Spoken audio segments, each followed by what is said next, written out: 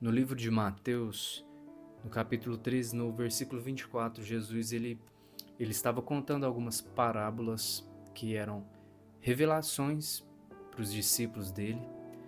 E essa parábola é a do joio e do trigo. E ele diz assim, Jesus: O reino dos céus é semelhante ao homem que semeia a boa semente no seu campo. Mas dormindo os homens, veio o inimigo, semeou o joio no meio do trigo e retirou-se. E quando a erva cresceu e frutificou, apareceu também o joio. E os servos do pai da família, indo ter com ele, disseram-lhe: Senhor, não semeaste tu no teu campo boa semente? Por que então tem joio? E ele disse: Um homem inimigo é quem fez isso. E os servos lhe disseram: Queres, pois, que vamos arrancá-lo? Ele, porém, disse-lhe: Não, para que, ao escolher o joio, não arranqueis também o trigo com ele. Deixai crescer ambos juntos até a ceifa. Então, por ocasião da ceifa, direi aos celeiros: Colhei primeiro o joio e atraio-o em molhos para o queimar, mas o trigo ajuntai-o no meu celeiro. Essa parábola do joio e do trigo, ela é bem conhecida, mas eu quero trazer aqui para você uma reflexão que eu tive com essa parábola, que é a questão do joio e do trigo, que é o bom e o mal.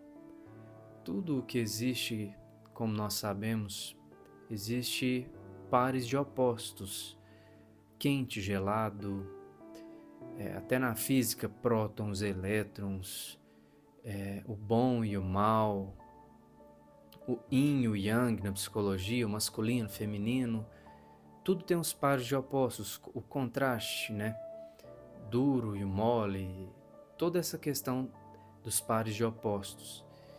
E aí aqui fica muito claro nesse versículo, nessa parábola que Jesus conta do joio e do trigo, que nós temos a escolha para a gente fazer parte de qual lado.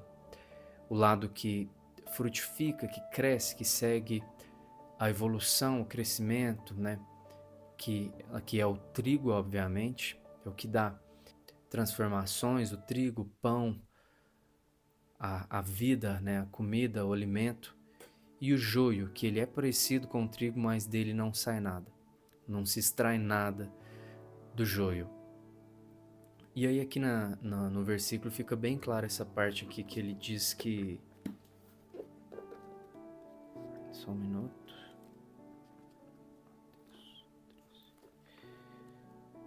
Que um homem inimigo que fez isso, quer ver? Só essa parte que ele diz aqui, ó. Mas dormindo os homens, veio o inimigo, semeou joio no meio do trigo e retirou-se. O inimigo, ele veio quando os homens estavam dormindo e semeou joio.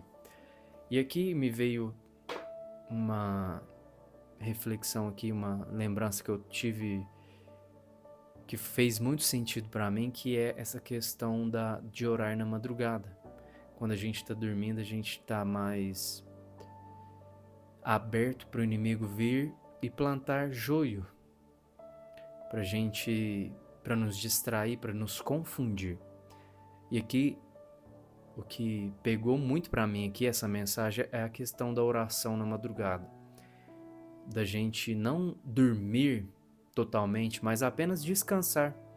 Porque o inimigo, ele quer nos tirar da busca, do caminho, plantando joios que, vou te dar um exemplo, que é aquela, às vezes você está um pouco afastado de Deus, do Espírito Santo, às vezes você não tem orado tanto, e no nosso momento ali quando a gente dorme, no momento que a gente fica vulnerável, que é quando a gente está dormindo, é quando o inimigo vem para plantar o joio, as mentiras, a falsidade, o engano. E aí faz muito sentido para mim, ainda mais lendo aqui agora com você a questão dessa parábola que Jesus contou, que o inimigo vem na nossa vulnerabilidade. E essa vulnerabilidade, ela existe quando a gente deixa de olhar para onde a gente tem que olhar, que é para o Espírito Santo, para Deus, para a própria palavra. Essa questão de orar na madrugada é muito sério. Eu já fiz muito isso, a gente sente uma coisa diferente, e que é quando o inimigo ele quer se aproveitar dessa vulnerabilidade. E eu deixo esse vídeo para que Deus fale com você, o Espírito Santo fale com você em relação às escolhas que você pode estar tomando ou deixando de fazer, achando que é uma escolha certa, mas pode ser joio plantado pelo próprio inimigo. Se esse vídeo falou com vocês, se você quiser deixar um comentário aqui abaixo, algum testemunho, fique à vontade, eu vou te responder. Eu espero que você tenha gostado, que Deus tenha falado aqui com você também. E eu te vejo até o próximo vídeo aqui no canal. Muito obrigado.